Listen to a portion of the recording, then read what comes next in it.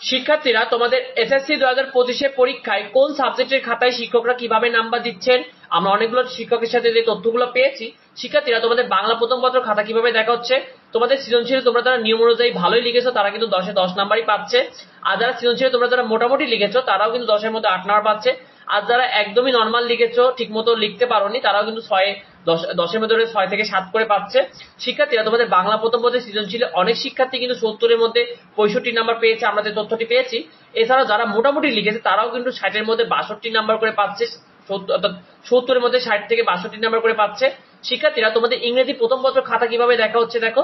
তোমাদের reading part তোমরা যারা মোটামুটি গুছিয়ে লিখতে পেরেছো তারা ভালো নাম্বারই পেয়েছে।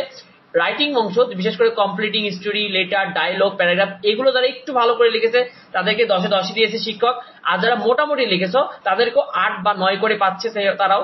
শিক্ষার্থীরা, তোমাদের সামারি, গ্রাফ চার্ট, এগুলো তোমরা অনেকে নিয়ম মেনে লিখেছো, তাদেরকে শিক্ষক 10-এ 10ই দিয়েছেন। আর তোমরা যারা একটু মোটামুটি ভালো লিখেছো তারাও কিন্তু 10-এর ভিতর 9 পেয়েছো। শিক্ষার্থীরা, তোমাদের ইংরেজি দ্বিতীয় পত্র খাতা কিভাবে দেখা হচ্ছে দেখো। তোমাদের গ্রামার পার্ট, বিশেষ করে তোমরা যারা নিয়ম অনুযায়ী করেছো তাদেরকে ভালো নাম্বার দিয়েছে, আর যারা মোটামুটি এটা নিয়মের বাইরে করেছো তাদেরটা একটু খারাপ হয়েছে। শিক্ষার্থীরা, রাইটিং পার্ট অর্থাৎ রাইটিং পার্ট অংশতে তোমরা যারা কম্পোজিশন লিখেছো তাদেরকে 12-এর মধ্যে 11 বা 10 করে দিয়েছে শিক্ষক। আর প্যারাগ্রাফ অংশে তোমরা একটু ভালো করে লিখলে 10-এ 10ই দিয়েছে, আর মোটামুটি লিখলেও তোমাদেরকে 8 থেকে 9 করে দিয়েছে। শিক্ষার্থীরা, তোমাদের সিবি এবং অ্যাপ্লিকেশন গুলোতে তোমরা যারা নিয়ম মেনে লিখেছো অনেক শিক্ষার্থী কিন্তু পুরোপুরি নাম্বার পেয়েছে সিবি এবং অ্যাপ্লিকেশনে।